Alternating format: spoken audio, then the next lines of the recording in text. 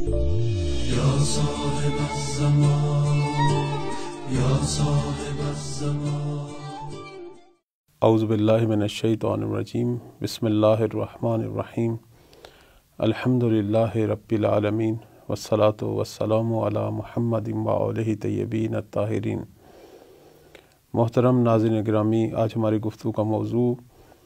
مولا امام زمان علیہ السلام کے جو موضوعات ہیں ان کے بارے میں بعض اوقات جو غلط تشریح کی جاتی ہے، اس حوالے سے آج ہماری دوسری نشست ہے۔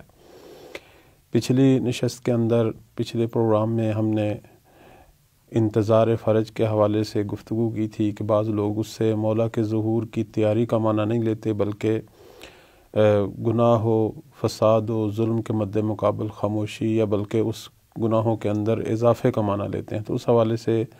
تفصیلی گفتگو ہو چکی ہے۔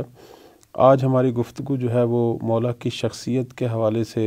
لوگ جو مختلف مرادیں، مختلف قسم کی تشریحیں کرتے ہیں، اس حوالے سے ہم آپ کی خدمت میں کچھ چیزیں بیان کریں گے۔ سب سے پہلی بات یہ ہے کہ بعض لوگ امام زمانہ علیہ السلام کے ظہور کے منتظر ہیں، اور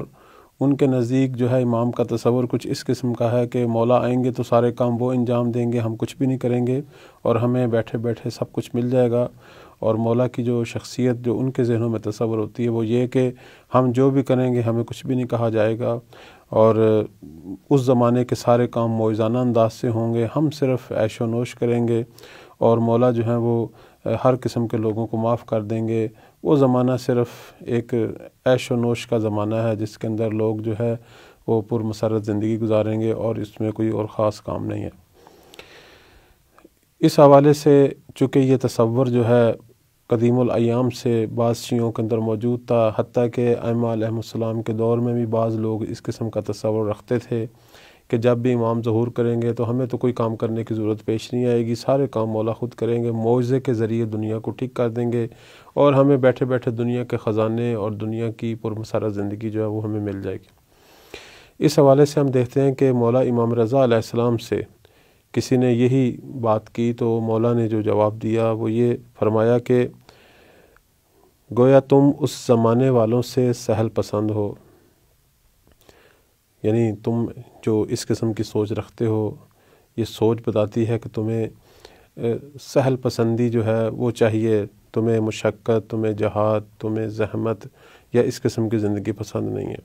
اس کے بعد امام جو ہے وہ ایک تصویر کھینچتے ہیں زمانہ ظہور کی، فرماتے ہیں کہ جب قائم قیام کریں گے تو سواریوں پر ان کے جو ساتھی ہوں گے یا اس زمانے کے جو شیعہ ہوں گے، اس زمانے کے جو مومنین ہوں گے، تو وہ سواریوں پر مسلسل کوشش اور جنگ کی تھکاوٹ کی وجہ سے خون اور پسینہ بہانے اور نیند کو ترک کرنے کے علاوہ کوئی کام نہیں کریں گے۔ مولا اشارہ فرما رہے ہیں کہ امام زمانہ علیہ السلام نے معجزے کے ذریعے دنیا کو ٹھیک نہیں کرنا۔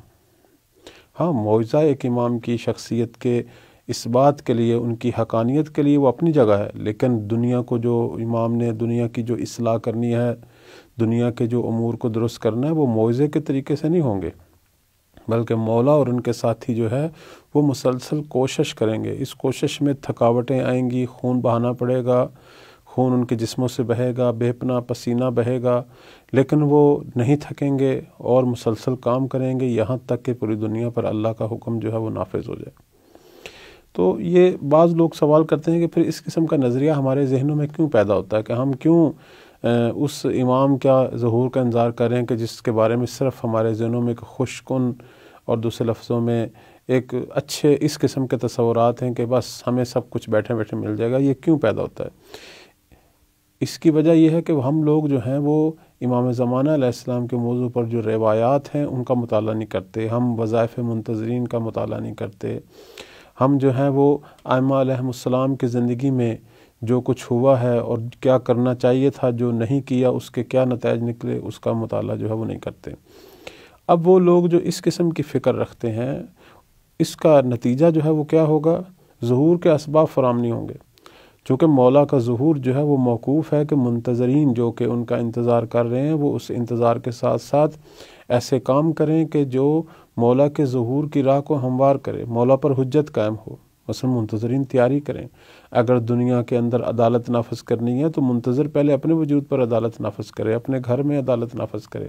اگر دنیا کی اصلاح کرنی ہے تو پہلے اپنی اصلاح کرے، اپنے گھر کی اصلاح کرے، جہاں جہاں تک ہو سکتا ہے اصلاح کرے اپنی سوسائٹی میں، اپنے معاشرے میں. اور دوسرا جو اس کا نتیجہ نکلتا ہے، جو صحیح نتیجہ نہیں ہے، منفی نتیجہ جو ہے اس قسم کی فکر کا، وہ یہ نکلتا ہے کہ بہت سارے لوگ جو ہیں وہ شرعی ذمہ داریوں کو نبھانے میں سست ہو جاتے ہیں. وہ کہتے ہیں کہ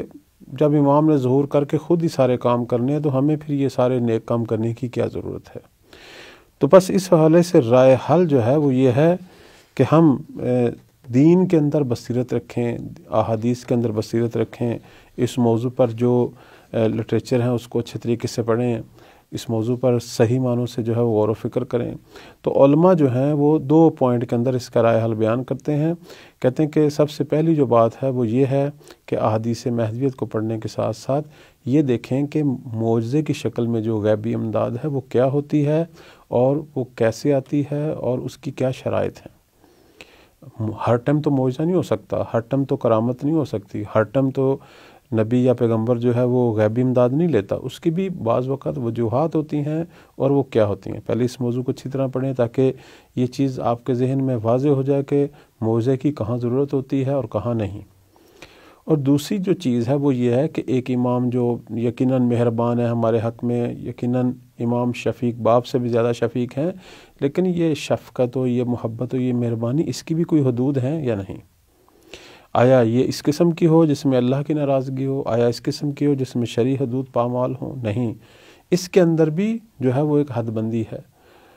امام جو ہے وہ مومنین کے لیے، مسکینوں کے لیے، محتاجوں کے لیے یقیناً مہربان ہے، لیکن ظالموں کے لیے مہربان نہیں ہے، جنایت کاروں کے لیے مہربان نہیں ہے، مجرموں کے لیے مہربان نہیں ہے. جنہوں نے ظلم اور جنایات کی ہیں، جنہوں نے ایسے ایسے کام کیے ہیں کہ ان کو سزا دی جائے، تو وہاں مہربانی کا تقاضا ہے کہ ان کو سزا دی جائے تاکہ جن کے ساتھ ظلم ہوا ہے ان کو تسکین ہو اور ان لوگوں کو دنیا میں سزا ملے تاکہ جہنم کی سزا سے بچ جائیں. یہی ان پر مہربانی اور لطف ہے. تو بس ایک شخصیت جو بہت زیادہ امام کو مہربان کی شکل میں اس انداز سے کہ گویا وہ مجرموں کو بھی کچھ نہیں کہیں گے، یہ بات بھی جو ہے وہ غلط ہے. کچھ ایسے لوگ ہیں کہ جو صرف مولا سے ڈراتے ہیں، وہ امام کو ایک قہار کی شکل میں پیش کرتے ہیں کہ جنہیں سوائے قتل اور خون بہانے کے کوئی اور جو ہے وہ فرصت نہیں ملے گی اور یہی امام کریں گے. ہمارے ممبر پر بعض اوقات ایسے لوگ آتے ہیں، بعض اوقات ایسے لوگ آتے ہیں جو اس قسم کی جھوٹی سچی کہانیاں یا بعض ضعیف روایات بیان کر کے لوگوں کو امام کے ظہور کے حوالے سے پریشان کر دیتے ہیں. اور اس کا نتیجہ کیا نکلتا ہے؟ اس کا سب سے پہلا نتیجہ یہ نکلتا ہے کہ لوگ جو ہیں وہ امام کی نسبت جو ہے وہ محبت کی بجائے نفرت کا احساس پیدا کرتے ہیں، اضطراب پیدا کرتے ہیں. بہت سارے لوگ جو ہیں وہ یہ نہیں چاہتے کہ امام جو ہے وہ ظہور فرمائیں، چونکہ وہ خوفزدہ ہو گئے ہیں. اور دوسری جو چیز ہے وہ یہ ہے کہ امام کا جو ایک تصور ہے کہ امام مہربان، باپ سے بھی زیادہ مہربان ہے، وہ تصور ختم ہو جائے گا. اس کی جگہ جو ہے ڈر اور خوف لے لے گا، اور لوگ جو ہیں حتیٰ کہ وہ لوگ کہ جو نیک ہیں اور سارے لوگ ہیں وہ بھی خوف زدہ ہو جاتے ہیں. اور تیسری چیز جو ہے وہ لوگوں کے اندر مایوسی ہے کہ جب اس قسم کی باتیں کی جائیں تو وہ جو بیچارے اپنی اصلاح کی کوشش کرتے ہیں، وہ جو نیک راہ پر آنے کی کوشش کرتے ہیں، وہ جب دیکھتے ہیں کہ نہیں امام نے تو کسی صورت میں نہیں بخشنا، نتیجتاً وہ مایوس ہو جاتے ہیں. اور یہ مایوسی ممکن انہیں دین سے دور کر دے، انحراف میں ڈال دے، ہو سکتا ہے وہ دین کو ہی چھوڑ دیں. تو لہٰذا اس کا رائے حل جو ہے وہ یہ ہے کہ ہمیں ایسی روایات جو اس قسم کی باتیں کرتی ہیں ان پر تجزیہ کرنا چاہیے، ان کی اسناد دیکھنی چاہیے، اور ان کے اندر جو مضمون ہے اسے قرآن اور صحیح احادیث کے ساتھ مطابقت دینی چاہیے. یقیناً یہ روایات جو اس قسم کی ہیں وہ درست نہیں ہیں. امام کی یہ شخصیت نہیں ہے کہ وہ صرف خون بہائے اور اس کے علاوہ کچھ نہ کرے. دوسری چیز جو ہے وہ یہ ہے کہ ہم یہ دیکھیں کہ اس موضوع کے جو ماہرین ہیں اور محققین ہیں وہ کیا کہتے ہیں، انہوں نے اس موضوع پہ کیا لکھا ہے. یعنی جب امام مہدی علیہ السلام ظہور کریں گے، آیا واقعاً اتنی وسیع پیمانے پر قتل و غارت ہوگی؟ اس موضوع پر جنہوں نے تحقیق کیا اور تمام روایات کو جمع کیا، وہ جو ہے اس موضوع کے اندر آپ کو بتائیں گے کہ نہیں، قتل و غارت جو ہے وہ سب لوگوں کی نہیں ہے. اول تو اتنی قتل و غارت نہیں ہے، اگر ہے تو ان لوگوں کی ہے جو ظالم ہے، جو جنایت کار ہیں، ان لوگوں کی ہے کہ جو امام کے مد مقابل آ گئے اور ہر صورت میں امام سے جنگ کرنا چاہتے ہیں. نہ کہ ہر آدمی کی امام جو ہے اس کا فریضہ یہ ہے کہ گناہگاروں کو واعظ و نصیحت کرے، جن گناہوں کی حدود شرعی ہے وہاں حدود شرعی جاری کرے، اور جہاں جو ہے حدود شرعی نہیں ہے وہاں حدود شرعی جاری نہ کرے۔ نہ کہ ہر گناہ کی سزا قتل ہے، اگر امام ایسا کریں گے تو وہ خود ظالم ہیں۔ امام تو دنیا میں ظہور فرما رہے ہیں کہ ظلم کو ختم کریں، نہ کہ وہ خود ایک نیا ظلم جو ہے وہ شروع کریں گے۔ لہٰذا ایک اور چیز جو ہے وہ یہ ہے کہ لوگوں کو بتائیں کہ امام کی کیا علامات ہیں۔ اب میں آپ کی خدمت میں امام مہدی علیہ السلام کے حوالے سے جو روایت میں بیان ہوا ہے